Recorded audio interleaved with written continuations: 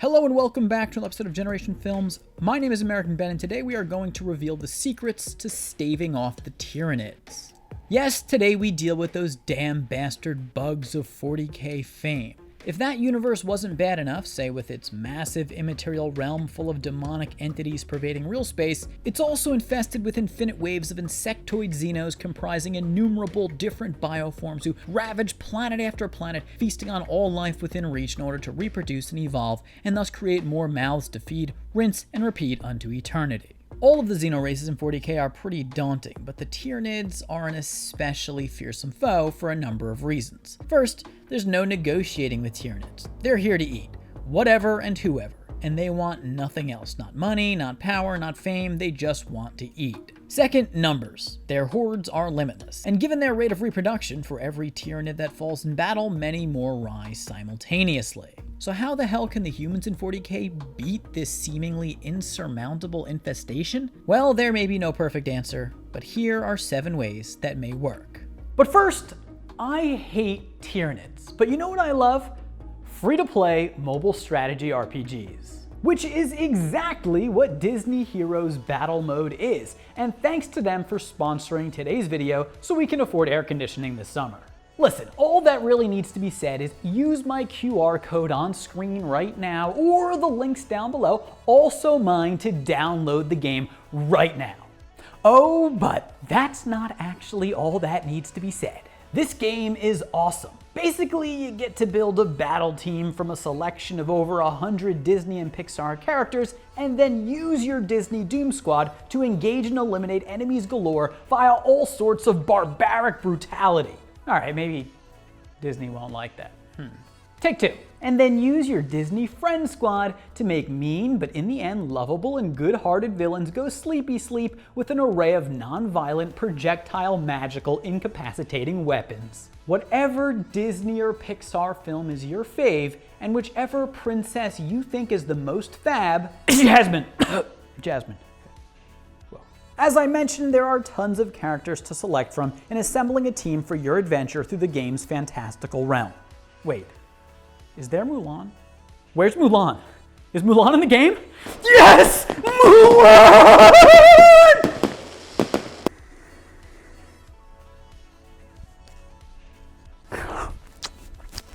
Mulan's in the game. She's in the game. She's in the game. Anyway, listen. Disney Heroes Battle Mode is a fiery blast of endless fun and wonder. It's a heartful RPG that allows for all sorts of customization, skill upgrading, and guild fellowship among battle-worn warriors.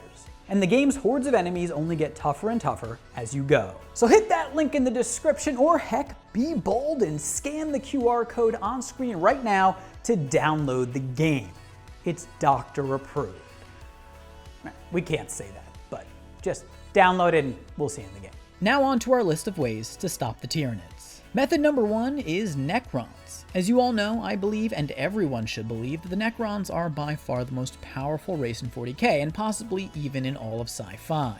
So it may be necessary for the humans to turn to the Necrons for help in this situation. However, as I pointed out in the video I did on how to beat the Necrons, it's really never good to get the Necrons fighting because, well, they're space titans, and so a Necron war of any sort means that weapons of devastating power would be unleashed on the galaxy, and humans could end up caught in the middle of that. So I'm not really too keen on asking the Necrons to fight the Tyranids, or even to hope that they come to do so on their own.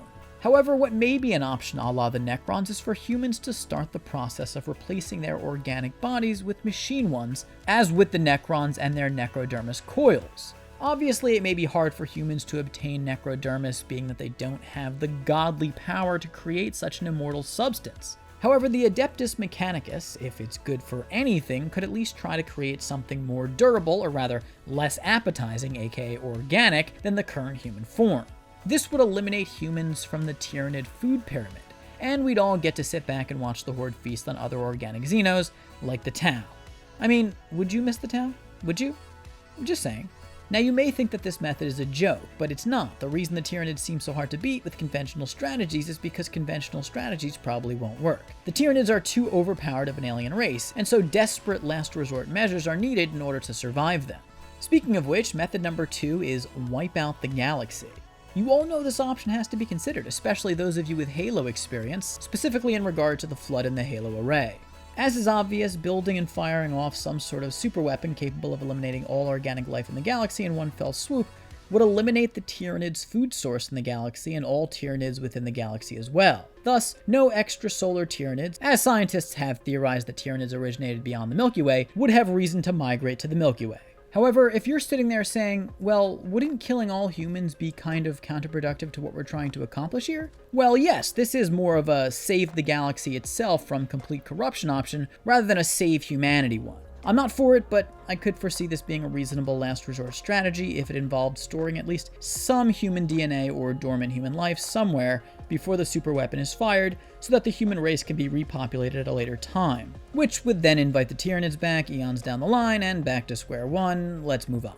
Method number 3 is to take the Tyranids out in a fairly conventional space war. The Tyranids do have a fleet, albeit more of a bioorganic one, and travel across the galaxy not so unlike any other Xeno navy. I mean, yes, their navy together is more of a superorganism and can be seen as a single entity in separate parts, but it is nonetheless made up of biomechanical ships centered around massive hive ships. I don't really think it's too difficult to outthink and outstrategize the Tyranid fleet. They don't really have anything in the way of creative tactics. They just cast down the shadow in the warp and send their armies to feast. However, here's the thing. Just like individual Tyranid bioforms, their ships are innumerable as well, and presumably can be reproduced quite rapidly, as they too are Tyranid organisms. Humans don't stand a chance at withstanding the Tyranids' numbers, and that goes for their ships as well. Late in the 41st millennium, sometime in the year 993, Hive Fleet Kraken appeared in the galaxy, split its Hive Fleet into countless smaller fleets, and had each fleet overrun a star system before the Space Marines could finish their lunch. So I think no go on a direct void confrontation. So we move on to method number 4, which is lead the Tyranids to a different food source. Again, the Tyranids are an extrasolar species. They go where the food goes, and presumably they go where the most amount of food goes, and maybe even wherever the strongest food sources go, given the way they adapt the traits of ingested species into their hive. It's actually possible, probably, to get all Tyranids to move towards another food source at once. After all, they do operate by Hive Mind. So where the Hive Mind says to go, the swarm goes.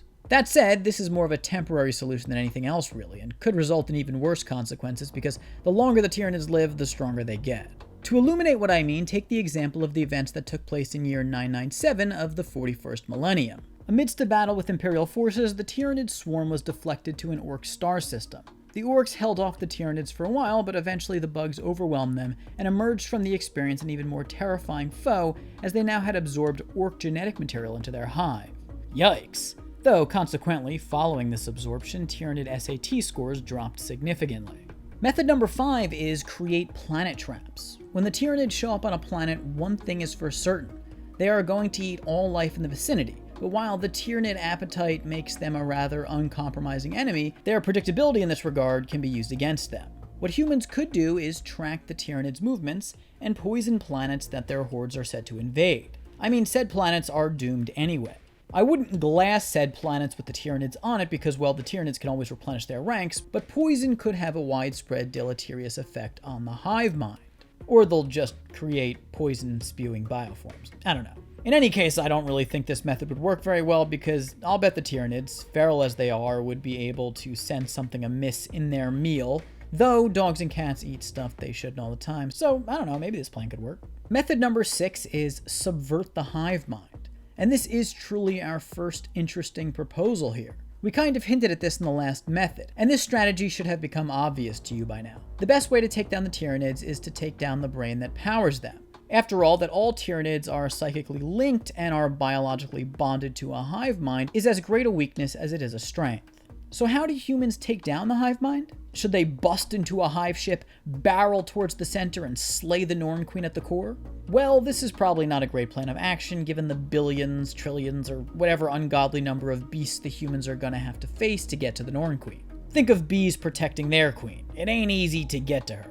However, the Norn Queen is probably going to have to factor into our plan here. If you aren't aware, Norn Queens are highly intelligent Tyranid bioforms who sit at the center of Hive ships and direct the evolutionary path of the swarm. In other words, all Tyranids have links back to a Norn Queen, who they send genetic material to from the battlefield. The Norn Queens then basically decide what to do with the genetic material. They actually argue amongst one another psychically as to how best to use the ingested genetic material and how best to adapt the entire hive. Thus, I don't think our plan here is going to be as simple as get Tyranid combat units to ingest disease-plagued genetic material and send it back to the hive ships. I suspect that the queens would be able to pick out faulty genetic material and eliminate it from the pool of material to be distributed across the Tyranid ranks. Therefore, humans would need to plan a bit smarter here. They'd need to develop a Trojan horse gene, perhaps some genetic material that appears to offer great strength to those who absorb it, but actually is built to degrade any species that does. Perhaps the genetic material in question would cause the Tyranids to go crazy and feast upon their own. Funny enough, this is actually what the Imperium's forces did the one time on record that they encountered a Norn Queen. During the Battle of Tarsus Ultra in year 999 of the 41st millennium, the Imperium scientists created a gene poison or a biological plague, which Space Marine Captain Uriel Ventress injected into the Norn Queen, breaking the Tyranids' link to their hive mind, which caused them to go insane and feast on each other. The Space Marines' actions during Tarsus Ultra were heroic, and effectively disabled a significant part of Hive Fleet Leviathan. However, I don't think that the Imperium can expect to be able to get close enough to Norn Queens on a regular basis in order to repeat this plan enough times to cripple the Tyranids. Instead, as I was getting at before, they need to create an insidious gene poison that can be fed from grunts on the battlefield back to the hive. Next, method number 7 is capture an alpha wave Tyranid bioform. When the Tyranids arrive over a planet, the process of stripping the entire world of its biomass is a fairly quick affair. However, there is a series of steps this process involves. The first thing the swarm does is unleash their alpha swarm, the bioforms of which contain the genetic material of their particular hive fleet's Norn Queen. It's these alpha Tyranids who relay information about the planet's environmental conditions and battlefield requirements back to the Queen, who then spawns subsequent waves of bioforms better adapted for consuming the planet at hand.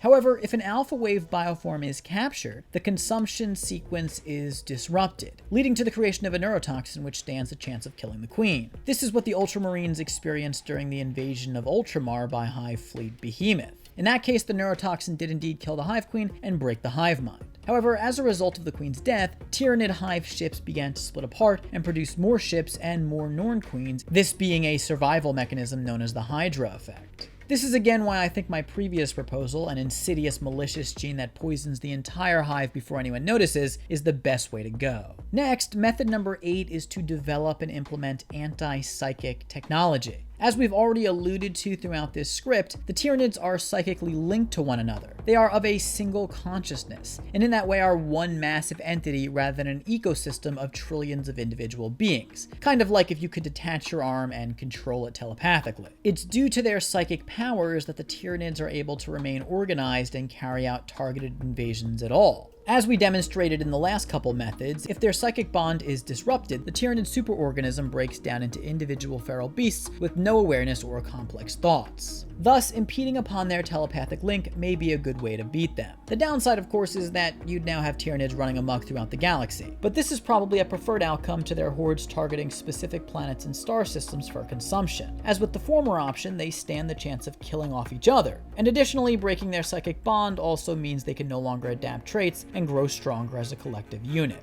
Obviously, the example I brought up in method number 6 involved a valiant Space Marine captain breaking this psychic bond through a gene poison. However, the Imperium should instead probably attempt to develop some sort of technology capable of blocking Tyranid psychic power from a distance. Of course, figuring out the science that would make this work is easier said than done. Finally, method number 9 is use the warp. Now, when we covered the Necrons, we discussed how trapping them in Immateria may be the best bet when it comes to trying to destroy them. However, I can't recommend this strategy for the Tyranids because there's no organic food in the warp really, so it's going to be hard to convince the Hive to enter the warp. Additionally, they don't need to enter the warp for superluminal travel thanks to the Narval, a specially evolved hive ship that allows Tyranids to manipulate the gravity fields of star systems in order to achieve FTL travel. However, and go with me here, a warp rift, or rather a controlled warp rift, may be a way to use hell against them. Now, I'm being kind of facetious when I say controlled warp rift, but nonetheless I am indeed proposing letting the demons of that hellish realm